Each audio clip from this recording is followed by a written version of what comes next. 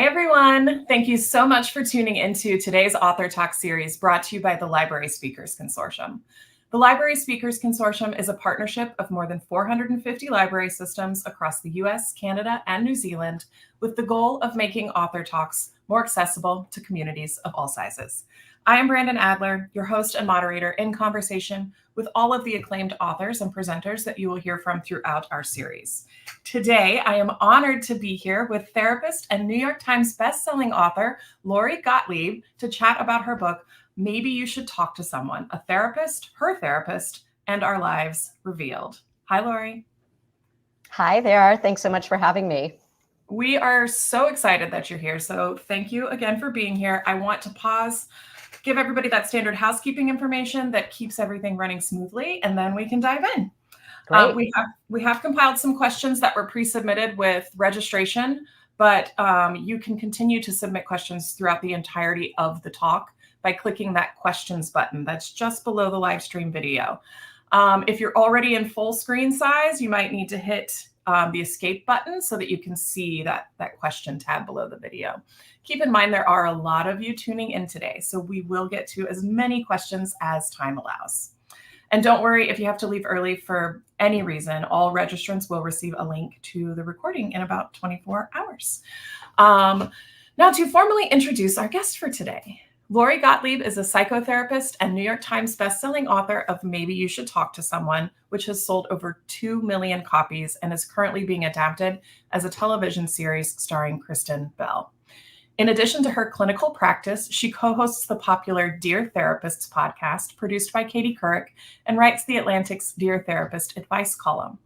She is a sought-after expert in media, such as The Today Show, Good Morning America, CBS This Morning, CNN, and NPR's Fresh Air, and her TED Talk was one of the top 10 most watched of the year.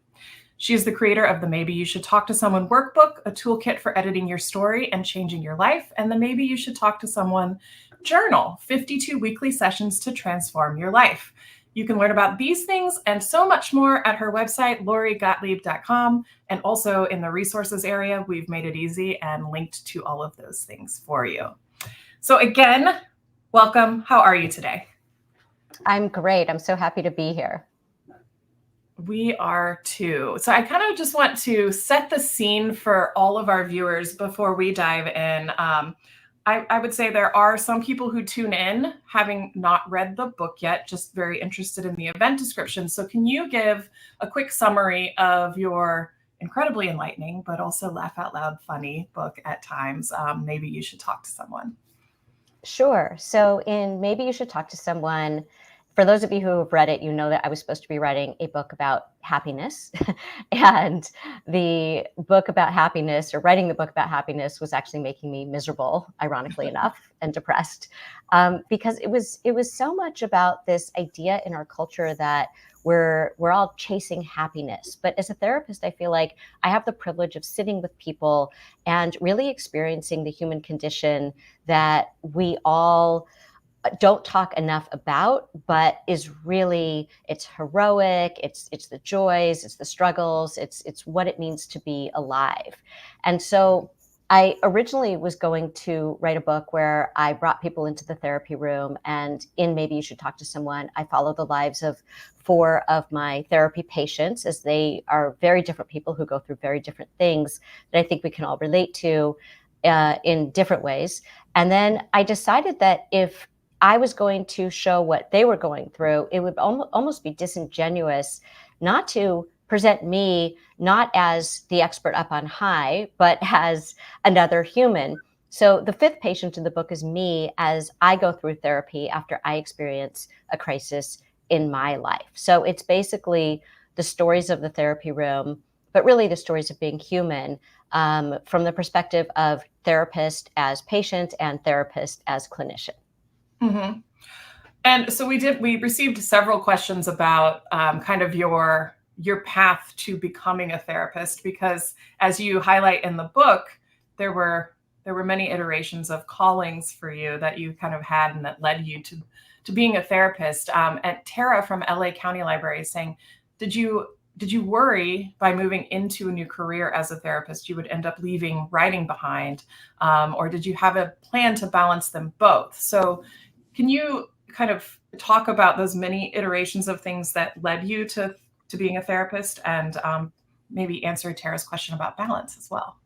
Sure. So I really feel like stories are how we make sense of our lives. And it might look like the different careers that I kind of went through to get to the place that I am now are all about story and the human condition, just through a different lens. So I started off working after college, I went to Los Angeles and I was really interested in the stories that I would see in movies and what they revealed about our psychology. And so I started working in film development, and then I moved over to become an executive at NBC because I really liked having the flexibility to tell stories over many seasons in television series. And I was very lucky that the year that I got to NBC, two new shows were premiering. One was something you might have heard of called Friends, and the other one was another show you might have heard of called ER. And part of my job with ER was to go to the emergency room and hang out with our consultant on the show, who was an actual ER physician, and to think about story ideas. And he kept saying to me, I think you like it here better than you like your day job. and he was right, because I loved the real stories. You know, people come to an emergency room not because something was expected, but because something happened that was a plot twist in their lives. And it's an inflection point. And I think there's something so powerful about those inflection points in our lives. And so I ended up going to medical school. And when I got to medical school, a lot of people were saying there's this new thing called managed care, and you're not going to be able to spend a lot of time with your patients, and the insurance companies are going to dictate what you do. And it was a very different view of medicine from this idea that I had when I wanted to go to medical school, which was I wanted to be a part of people's life stories and their life journeys. And so I started writing when I was in medical school. My first book came out. I started writing for the New York Times and Time Magazine and different places to really sort of capture these stories. I wanted to help people tell their stories. So I left medical school to become a journalist, and I still am a journalist. But about 10 years into that, I had my son. And if there are any parents listening today, you might remember that it's hard to sort of have an adult conversation when you're dealing with an infant. And so I remember we would get all these packages, because you're getting diapers and all these different things delivered all the time. And I remember that the UPS person who would deliver these I would sort of say, like, you know, how about those diapers? And do you have kids? And he did not want to engage in this conversation. And so he would just leave the packages and leave the woman with the baby. And so I called up the dean at Stanford Medical School, where I had been, and I said, you know, maybe I should come back and do psychiatry. And she said, you're welcome to do this, but do you really want to do this kind of training when what we really do is medication management? And she knew me well, and she said, you know, what you want to do is sort of that deeper work, that the richer, deeper work. And so she suggested that I get a graduate degree in clinical psychology, which I did.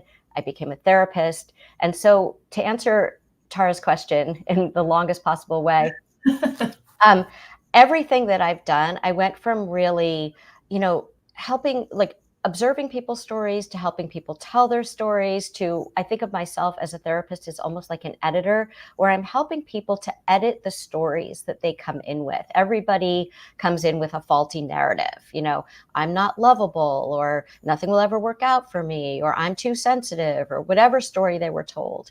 And I'm helping them to edit their stories so that they more accurately reflect what is actually happening in their lives, and where their agency as the protagonist of their lives really is. So I have this hybrid career where I'm a writer, I'm a therapist, I'm a podcaster, I'm a columnist, and all of it has to do with the same themes of story and the human condition. Mm-hmm. What I love about your writing is, in now speaking to you right now and listening to your podcast, is you capture your actual voice in your writing so well. I can put your voice to the writing. So it's very impressive.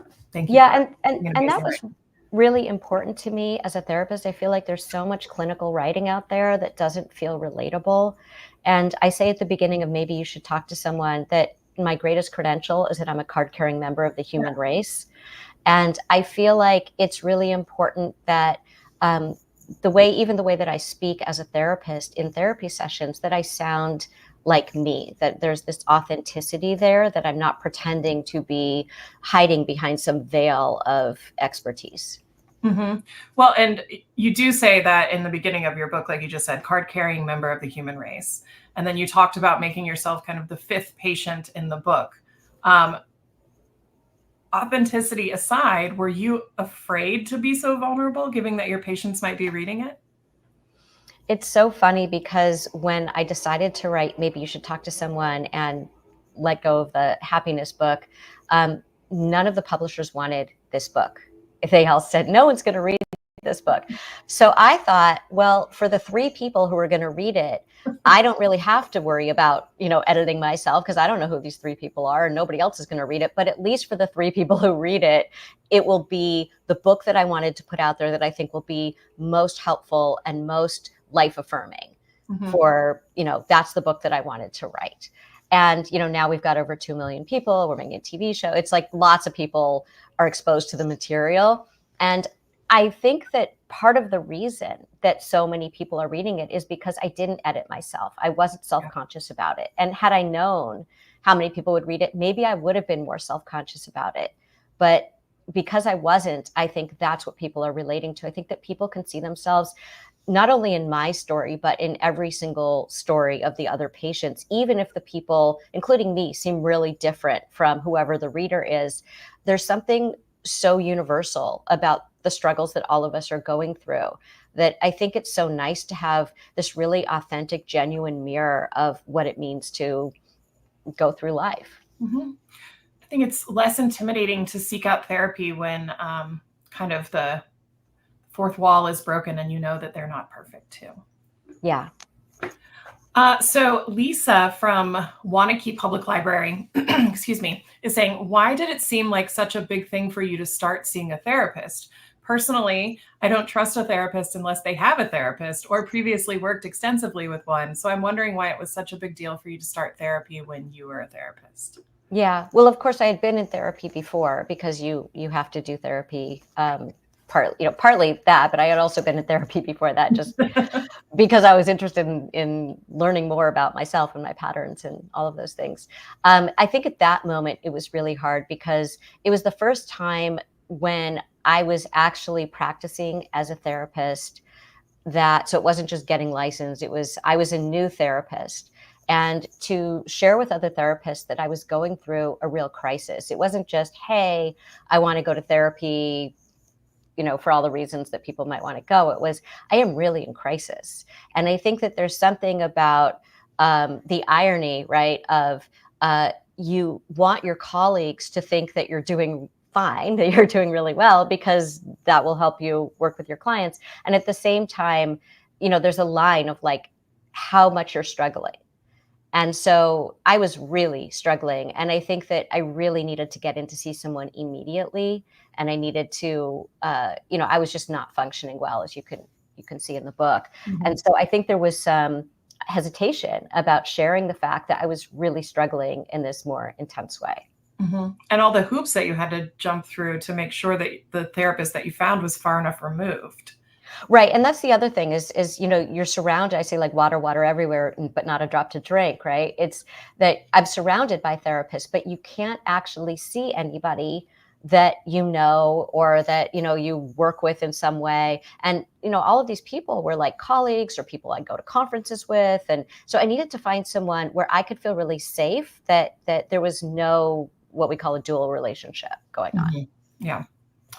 So Laura is saying, you've said that before a therapist diagnoses someone with depression, they should first make sure that the person isn't surrounded by assholes. In your experience, how often has this really been the case? Right. So, right. Before diagnosing someone with depression, make sure they aren't surrounded by assholes. So, it's interesting because I think that some people come to therapy because the people in their lives who really should be coming to therapy won't come to therapy.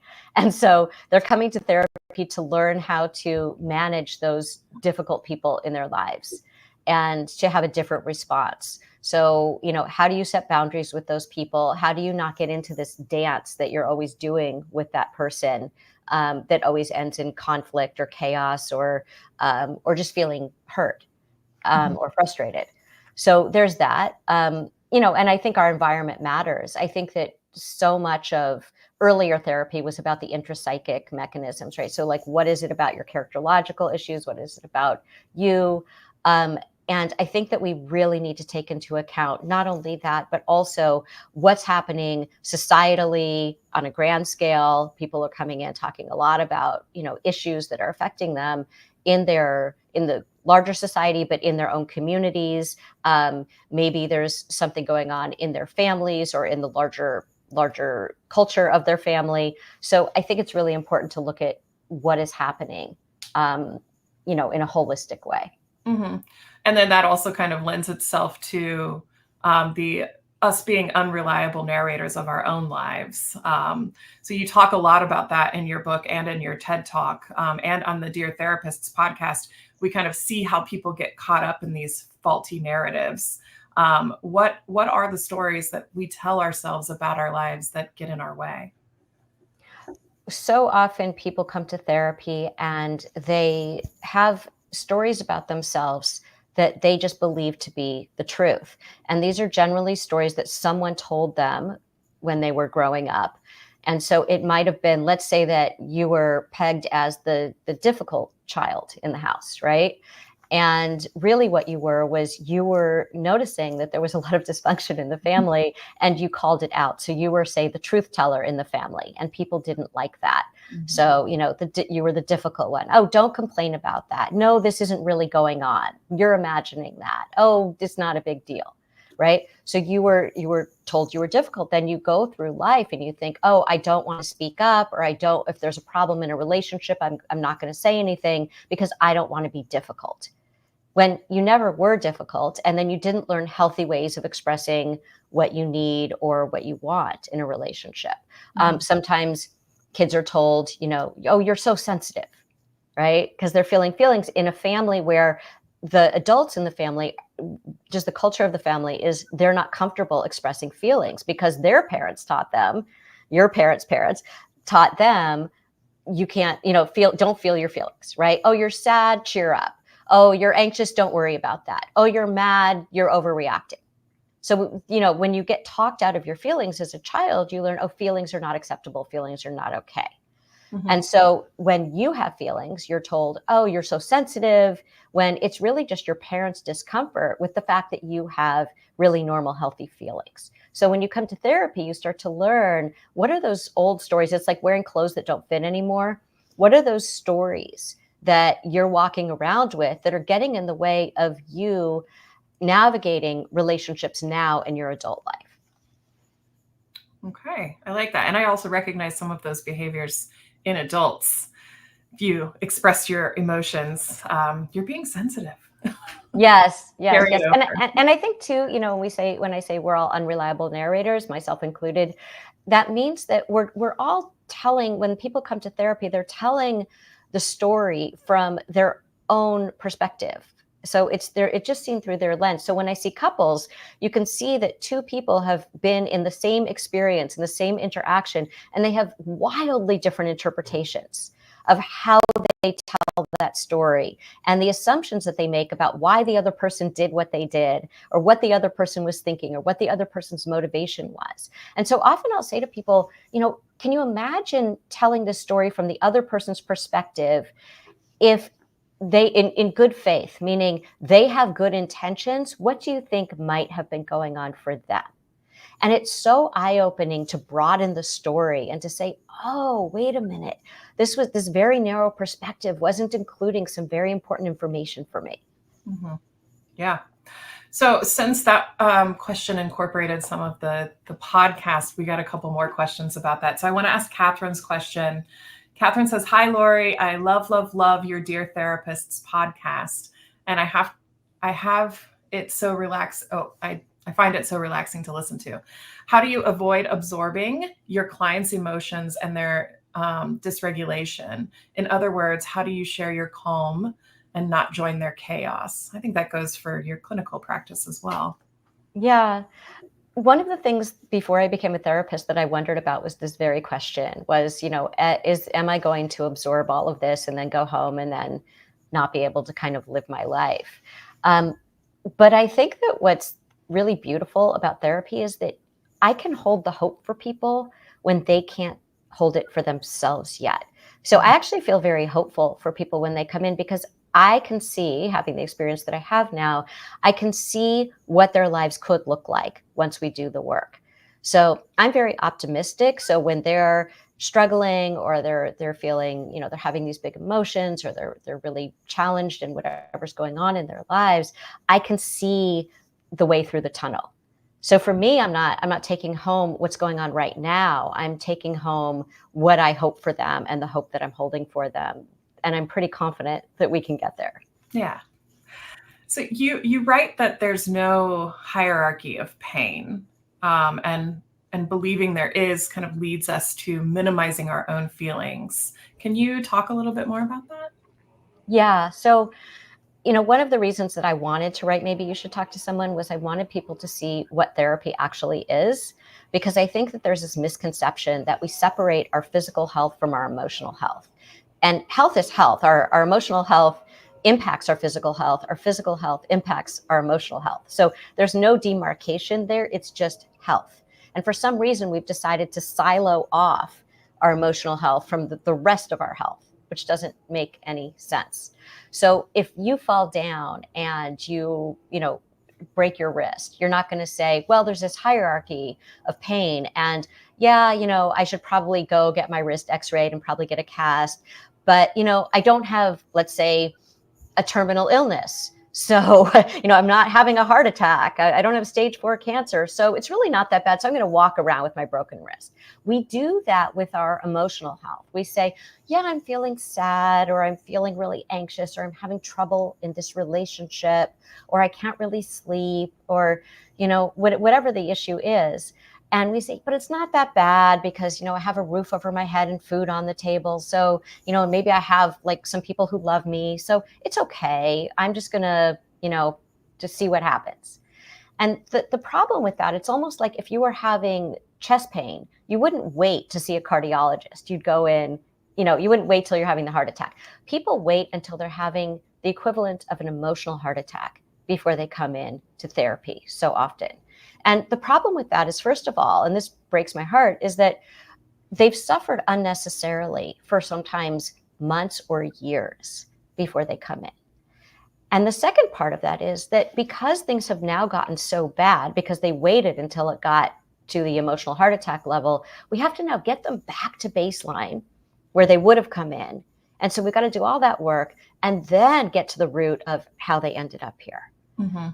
So I think that, when you see the people in Maybe You Should Talk to Someone, one of them is coming in because she's having a real, existential life crisis, but the others are coming in because they're just, having trouble. John is having trouble sort of managing the idiots, right? Which we find out is something different. Charlotte's having trouble with her relationships.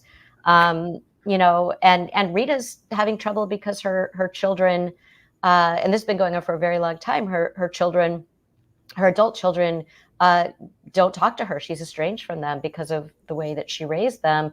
But she's coming in now because she wants something different. So there was no big crisis that happened. It was just she got to a point where she was ready to deal with this.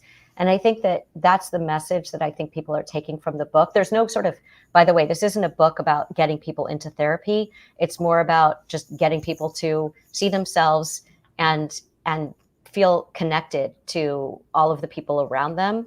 But I think that if people do take away something about therapy, it's that, if you're asking yourself if you should go to therapy, that's your inner therapist telling you, yeah, I should go try therapy. That's a good check-in mechanism. You mentioned, not going, having chest pain and not going to the cardiologist.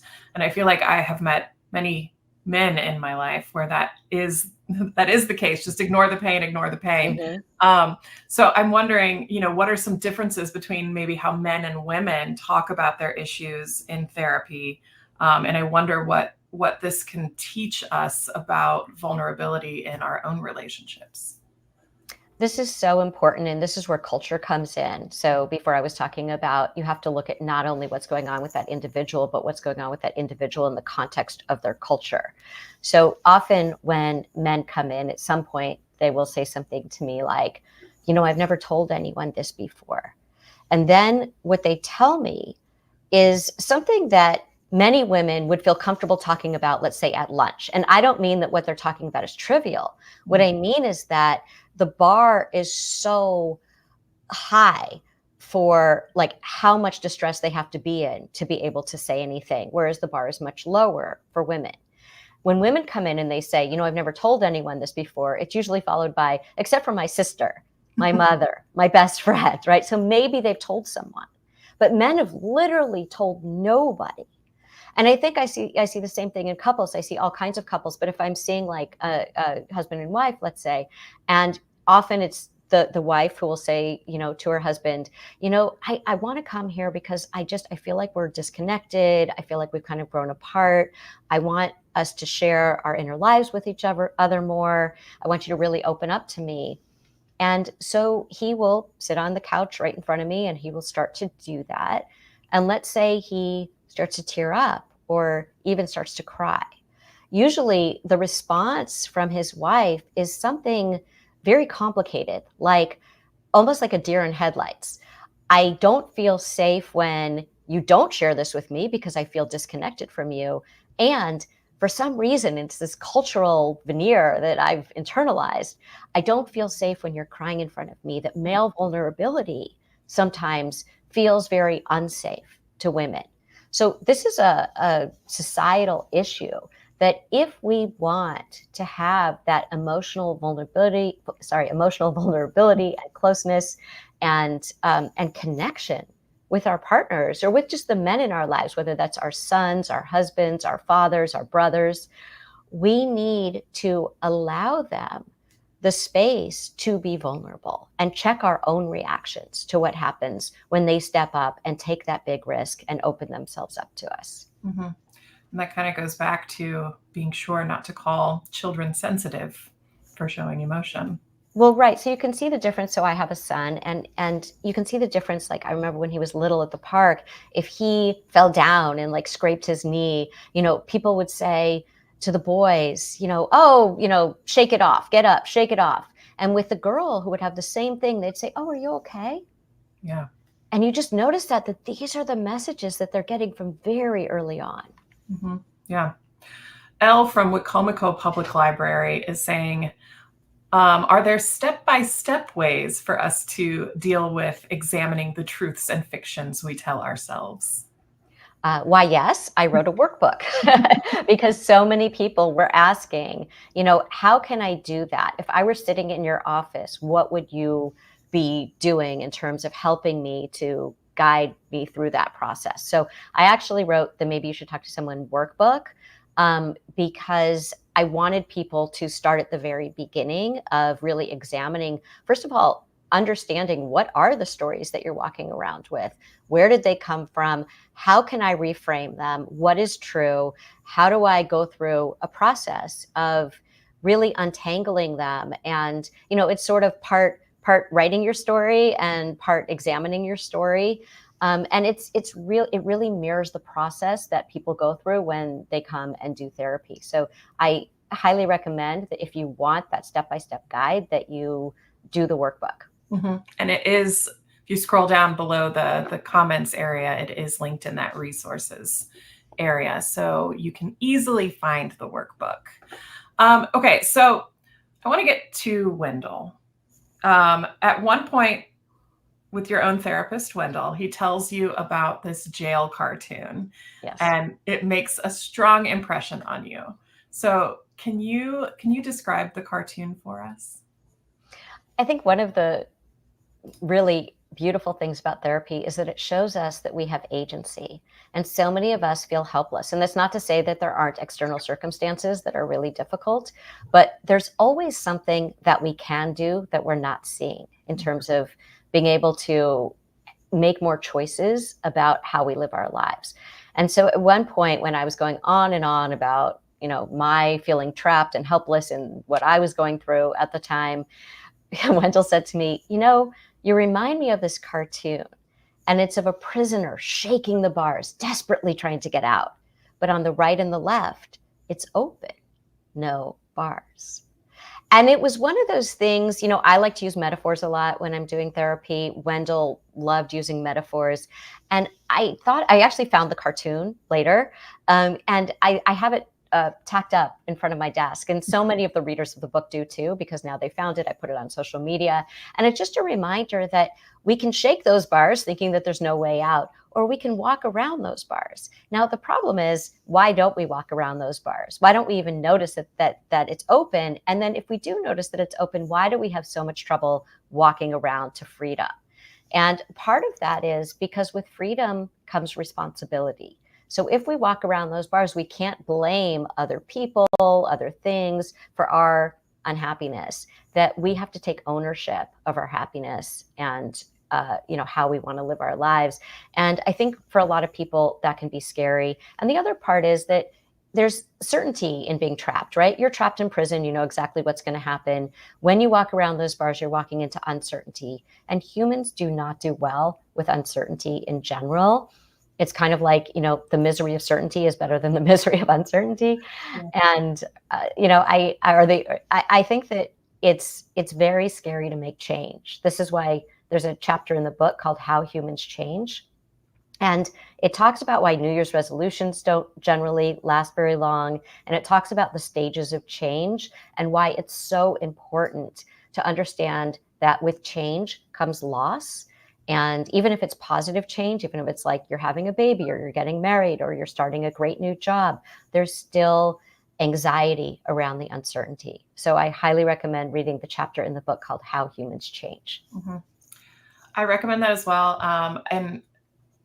Just reading the whole book, not just that chapter. So my mouth actually dropped open on the scene when Wendell stands up to kick you. For those who haven't read the book, it's not what you think. So Wendell was kind of his own character in and of itself. I really enjoyed reading about your therapy sessions with Wendell. But I do want to get to some of the questions that people have about. Many are wondering if the client stories featured, and maybe you should talk to someone, are the actual client stories or if they're amalgamations of clients. And Kenneth from Wayland Public Library is saying, did you ask permission from the clients to tell their stories, or instead change enough facts to render them unrecognizable as the patients who might recognize themselves? Yeah, I'm going to answer Kenneth's question, but I just wanted to say the reason that Wendell kicked me was, it was not hurtful, but he was trying to show me the difference between pain and suffering. And, we all experience pain. You can't get through life if you haven't experienced pain at some point, big, small, whatever it is, but you will experience pain in some way in your life at some time. He was saying that sometimes we add to our suffering. And so for me, I was dealing with a breakup, and I was looking at my ex's Instagram posts and all of his social media and Googling him. And it was just creating all this suffering. So there was the pain of the loss of the relationship, which I was going to have to process and go through and grieve. But I did not need to add to my pain by layering it with suffering, which was what I was doing to myself by Googling him and doing all the social media stuff. So, and I think we can all think about ways in our own lives where maybe we are contributing to our own suffering. But to get to Kenneth's question, so it was a real interesting process of how to choose the patients that I was going to include in the book, because I wanted to make sure, first of all, I wasn't using anybody in the book that I was still seeing on a regular basis, because I didn't think that I could write about them and do therapy and not have those lines be blurred in some way, no matter how intentional I was about trying not to do that. Mm-hmm. The other thing was I really thought about who could benefit from this. So there was one person who I really thought had a great story, and I really wanted to tell her story, but I didn't even ask her. I didn't include her in the book because she was someone who originally was really wanting to please me, be liked by me. She wanted to please everybody and be liked by everyone. By the end of our therapy, she had gotten, I thought, very much past that, in as much, so different from how she came in. But I didn't want to kind of think, oh, if I'm asking her to be in the book, she's gonna feel obligated to say yes, even if she feels uncomfortable, because she might still have some remnants of that needing to please people. Mm-hmm. So I was very sort of thoughtful about who I asked. And then the people that I asked, I had to change every single detail, especially with the internet, the way it is today. There were so many ways that people could find people. So to give an example of even with people who weren't my patients, there was a moment where I end up, this is in the Googling part, I Google my therapist and I find that he has a Yelp review. And and I'm writing some of these Yelp reviews, and one of them complained about something on this person in the Yelp reviews would complain about everything, but this person loved my therapist and hated everything else in the Yelp reviews. And so this person was complaining about a hotel and there was something in the sand. And I had to say it was a rock because the thing was so funny and so specific that I wish I could have included it in the book. But then somebody could have Googled the name of that thing and then Yelp. And then, there are ways to find things. And then they would have figured out who Wendell was, and that would have compromised his privacy. So even with people who weren't my patients, I had to be really careful about just these very tiny things that didn't change the meaning of the story, but changed small details that could be Googled. Mm-hmm. Did you have to change those things in the editing process, or did you write from the beginning with an eye toward that? Oh, from the beginning. I mean, because I couldn't let my editor see any of the stuff Yeah. So Emily is saying, what is the biggest breakthrough that you had while writing this book? Oh, so many. I don't know that I have the biggest one, but I think that what was interesting was I was coming in because I was dealing with what felt like an unexpected breakup. As we go through the process together, it seems like, wow, there really wasn't as unexpected as I thought it had been. And I think that there was something I said in the first session that became something that really changed the work of the therapy and also changed the healing that I did and the work that I still do now, which was this idea that half my life is over. And I had just said that. It was like a throwaway. It was something I said, and now half my life is over and I'm going to have to look for a partner and I don't want to do this at this point in my life. And Wendell really glommed on to that comment. And I think that's the sign of a good therapist, was to really get to what is the real crisis here? It looks like it's the breakup, but really underneath has been something else. And in fact, the reason that I was in that relationship so long was because half my life was over and I was afraid to acknowledge the things that weren't working in the relationship. So I think that really being aware of my mortality in a new way has really made me live much more fully in, every day with much more intention. And I think that it's really important for all of us to kind of be aware that life has 100% mortality rate. And that's not just for other people, that it truly is 100%, including us. Because I think that it's not morbid. It actually makes us pay attention every day to the lives that we're living. Mm-hmm. And speaking of that, like learning how to set boundaries when we do start paying attention. So why are boundaries so hard to set? And what do we get wrong along the way with setting these boundaries? I know that we all have challenging people in our lives, but you say that we have a role in navigating those challenging people and can make different choices in how we relate to them. So can you talk about what we can do with difficult or challenging people in our lives so that maybe we can notice it much sooner? Yeah. So boundaries are part of any healthy relationship. So it's not just about the difficult people in our lives. Every relationship, you have to negotiate what are the rules of the relationship. And they change over time. You go through different life phases with people. In a marriage, there's sort of like 3 different marriages you might have, which is before kids, during kids, and then empty nest, right? So the boundaries might change. And depending on who's in your life and what part of life you're in, those are going to be different.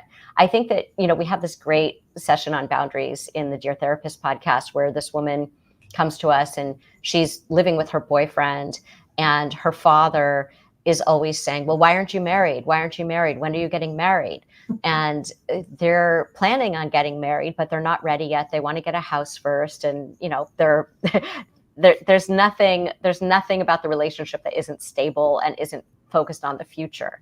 And she's really not enjoying her time with her father where she used to, but now it just becomes this big fight every time because he won't let it go. And so what we taught her about boundaries, which is really important, is that a boundary isn't about what the other person does or doesn't do. It's about a rule that you set with yourself. So for example, with her, the boundary is, if you bring this up, I'm going to leave and we'll get together another time. So you have to do that consistently. You can't do it 99% of the time, which she learned through our session, because sometimes she would do it and sometimes she wouldn't. And then the dad would think, oh, well, sometimes I could, get into this with her. Every single time and it's not rude. It's not said in a cold way. It's really warm. It's, I love you so much, Dad, but we don't have a good time when this happens. So I'm going to leave. And then you just leave. And what happens is the other person learns, we're all doing a dance with each other when we're in a relationship. And if you keep doing the same dance steps, nothing different is going to happen. But if you change your dance steps, like she would change her dance steps, the other person either falls on the floor or they have to change their dance steps to keep up with you. So the father's choice was, I can, end up not seeing my daughter because every time we get together, she leaves. And so we can't have a good time together. Or I can change my dance steps and not ask about when their wedding date is. And so I think that that's really important, is what are you going to do in response to the request? So you make the request, it could be to your partner, if you raise your voice, I'm going to end the conversation and then we'll talk about it later. Right. And then every time your partner raises his or her voice, you leave the conversation lovingly, like, hey, I love you. This isn't productive. We'll come back to it later. Mm-hmm. And so they learn that they're never going to be able to have a conversation with you about what you need to talk about if they always raise their voice. So again, it's always what you are going to do. The boundary is with yourself, and you have to keep the boundary with yourself. That makes so much sense. Thank you. And I just want to say, with kids, it's very similar. Like, so many times, like with our kids, we feel like, we say something because we're really frustrated in the moment, like, no TV for a week, right? Like, yeah. And it's like, wait a minute, you're not prepared to do that. You have to cook dinner. So how are you going to manage this? So you really want to think about a boundary that you yourself are comfortable keeping with yourself. I was just thinking that with my toddler, I'm finding that those boundaries are hard to stick to, but because those things happen, I say, in a moment of frustration, do this. You can't do it. I'm taking something away. And then I'm like, wait a second. That's not gonna work. I can't stick to that. And then she's going to know it. Okay. So Deanna from Santa Cruz Public Library says, I can't think of any book I've read that was so enjoyable and rich in takeaways. Mm. What are some of your favorite takeaways for therapists, clients, or the human race in general? I think the biggest takeaway is that we're all more the same than we are different. And whether you feel like John or Rita or Julie or Charlotte or me, any of us are, we're very different from each other. We, on the surface, I might be different from the reader. They might be different from the reader. I think in the end, so many people, after reading the book, I get emails every day from people saying, I so related to this or this or this. They see themselves in these people. And I think that when we walk around in our daily lives, we make these impressions very quickly, these kind of snap judgments about, oh, that person's really different from me. Or, I can't relate to that person, or that person won't relate to me. And I think that when people show you the truth of who they are, they become very likable and very relatable. It's like so many people said at the beginning of the book, they really disliked John. Yeah. And I did that on purpose to show what it was like when I was first with him. I didn't want to show, I worried that people are going to not follow along with John because they're not going to have the patience that I had to have with him as his therapist. But I think that it was so rewarding then to see the human behind the mask. and to really relate to him and to see his humanity. So I think the biggest takeaway is that let's remember that most of us, all we want in life is to love and be loved. We want meaning, we want purpose, and we want connection. And I think that that's what people are reminded of when they read the book. Mm-hmm. And I think that also that we're all ridiculous. And I say that, you know, in the most compassionate way, that humans are ridiculous. And so the book is really funny because we are funny. There's this huge gap between what we say we want and what we do and how we get in our own ways. And when we can step out of our own ways, it's so liberating. I agree with that. And we've had a lot of inquiries about kind of the education side of mental health providers, as well as the side of those seeking therapy and not being able, and there being a shortage of mental health providers. And so wanting to be able to seek out that help has proven difficult. Wendy is saying there's been a large increase in the need for mental health providers, along with a shortage of those providers. How should this be addressed? And how can we broadly educate people starting in childhood on coping skills, plus how lifestyle and physical health impact mental health and vice versa? And then any advice that you have on the affordability of seeking therapy for those who are in need? Yeah, this is where it's a real societal problem because the insurance companies do not pay reimbursement for mental health services the way that they do for physical health services. They make that demarcation that I was talking about earlier. And that really needs to change because people end up with, you get X number of sessions and it's only paid at this percentage. Whereas if you were going to, you know, your internist, it would be, you don't have a certain number of sessions, you know, like you get to go as much as you need to go and you get reimbursed at the regular rate. So, and then they top out the rate for therapists at, you know, a rate that just isn't viable for most people to live on. So it's a real problem. And it comes again from like not having a way for insurance companies to have parity, we call it, you know, health parity with mental health services. I also think that the problem is that people don't know how to find a therapist.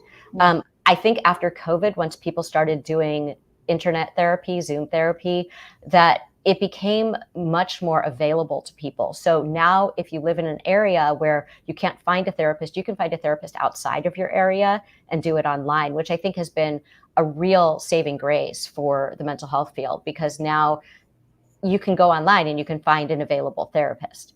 The question is finding the right fit for you. And I think that's what makes therapy unique, is study after study shows that the most important factor in the success of someone's therapy is the relationship with their therapist. It matters more than the modality they're using, the number of years of experience they have, the kind of training they have. That matters. I'm not saying it doesn't matter. I'm saying it doesn't matter as much. It's not as heavily weighted as the relationship with your therapist. So when people go in for a first session, I always say to them, that is just for you to see what it is like to be with this person. It doesn't mean that you are now in therapy with this person. It's really important to find the right therapist for you. And I say there are two questions that I think you should ask after that first session of yourself. One is, how did I feel talking to this person? Did I feel basically understood? Did I feel comfortable talking to this person? And you get a vibe around that.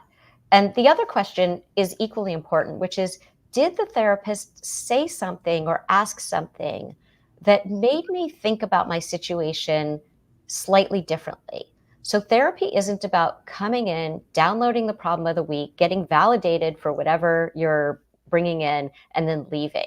A lot of therapy takes place outside the therapy room between sessions. We like to say that insight is the booby prize of therapy, that if you aren't making changes outside of therapy, the insight is useless.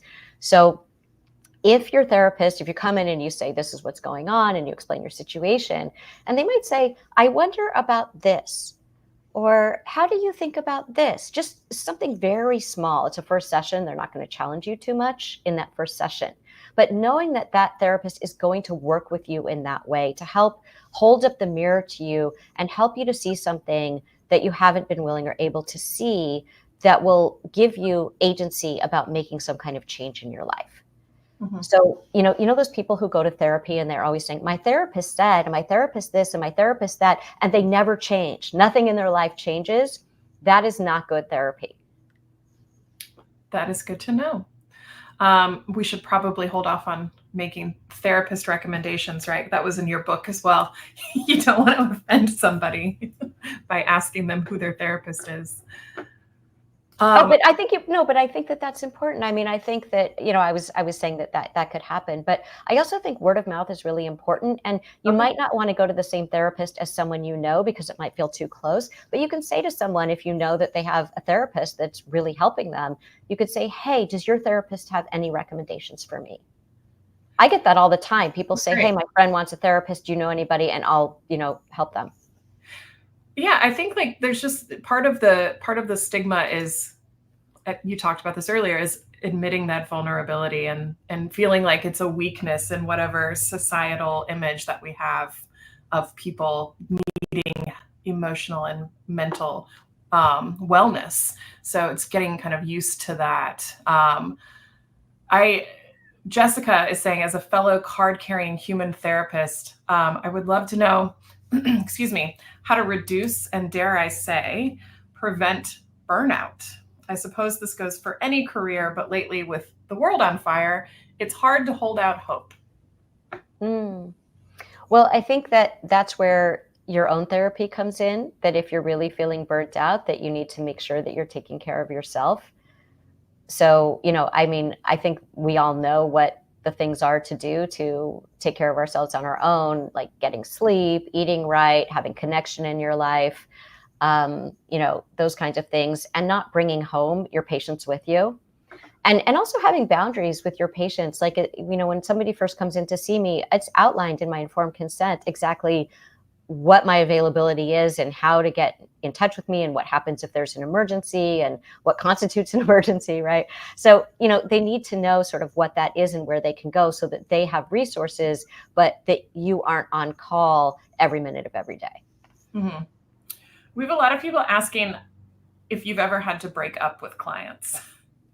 So there is an example of that, and maybe you should talk to someone. There was a woman who came in because she was having a lot of trouble feeling connected to and included by her coworkers. She was young, she was in her 20s, and I could see the patterns that maybe made it hard for people to connect with her. And she was a lovely young woman, but she was unable to see how she would kind of get into a fight and argue with many of the things that I would say, and I imagined that would happen with her colleagues too.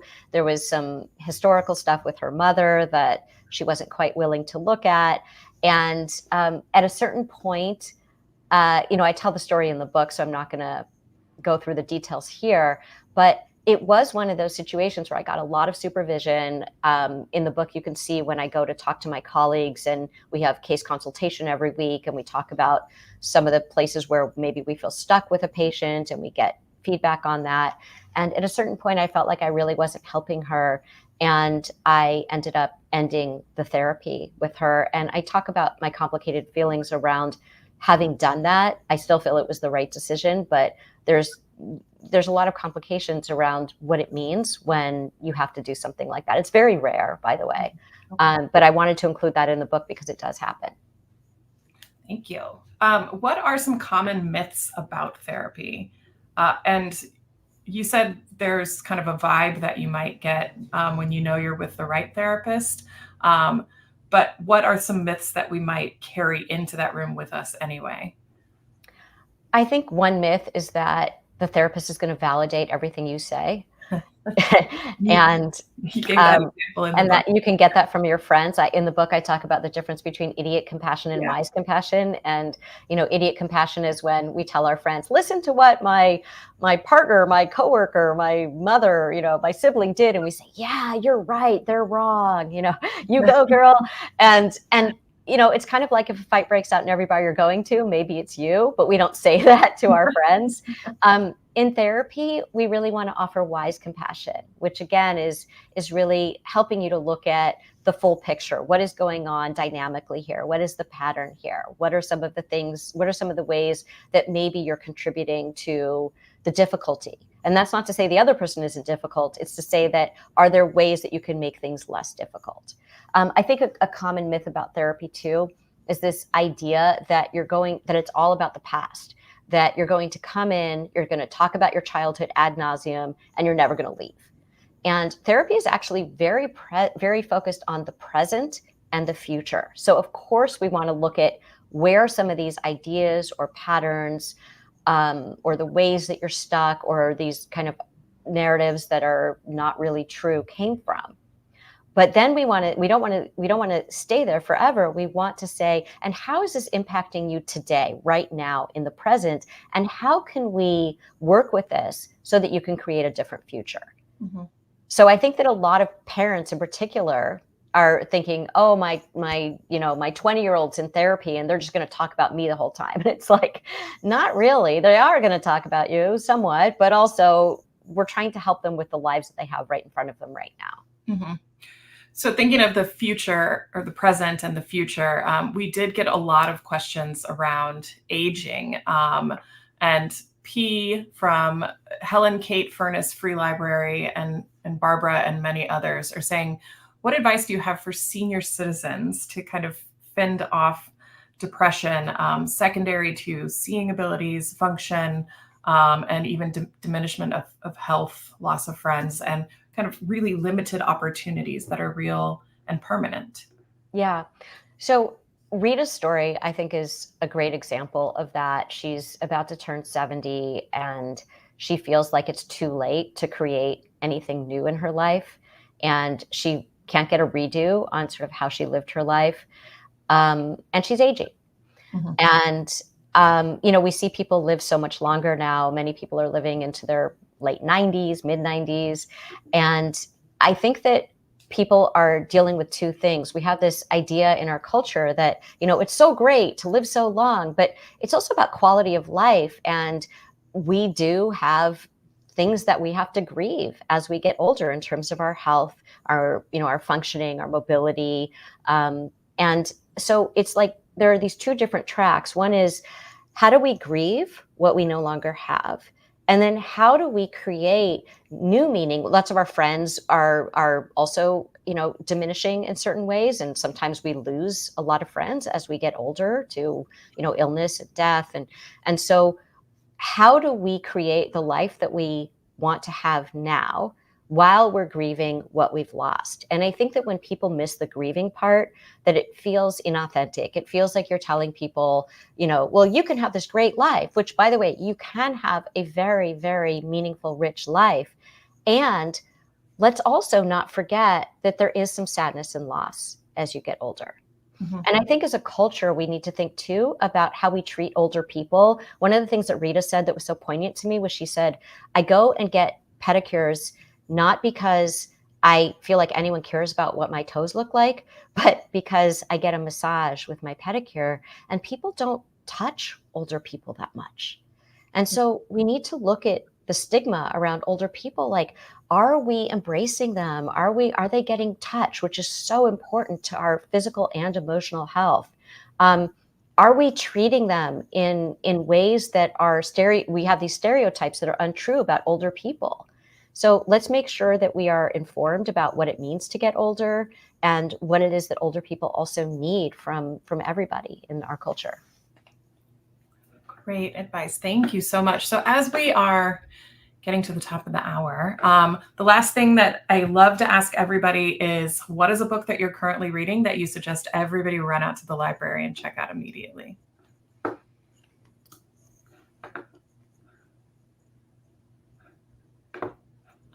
Did you hear me, Lori? Oh, I thought it was for everybody else. I was looking in the chat. I was waiting for book recommendations. Sorry. I just Elizabeth Strout. Every single one of them. I just read her newer one, and then I just went back and read all of Kitteridge again, and now I want to read all of again. Elizabeth Strout is an excellent Like recommendation. every single Elizabeth Strout novel. Yes. Okay. Thank you. And thank you so much for spending the last hour with us. And thank you so much for your relatable and authentic voice. It's truly been a pleasure to speak with you for the last hour. So thank you. Oh, thank you so much for the conversation. I really appreciate it. And also, I just want to say I'm a huge fan of libraries, and I just want to thank all the librarians and everybody on this call today for being here. Absolutely. And I too want to extend a huge thank you to all of our viewers for tuning into the Author Talk today. Without your support, none of this would be possible. So we thank you for spending to choose your time with us. As a reminder, if you scroll down below the live stream video, you can see that resources area that I've talked about, which contains a link to Lori's book, workbook, journal, Atlantic columns, everything about Lori. It's all there in the resources area. We look forward to seeing you all again on November 7th when we chat with Navajo investigator Stanley Milford Jr. about his new book, The Paranormal Ranger. I'm Brandon Adler, and thank you for joining us.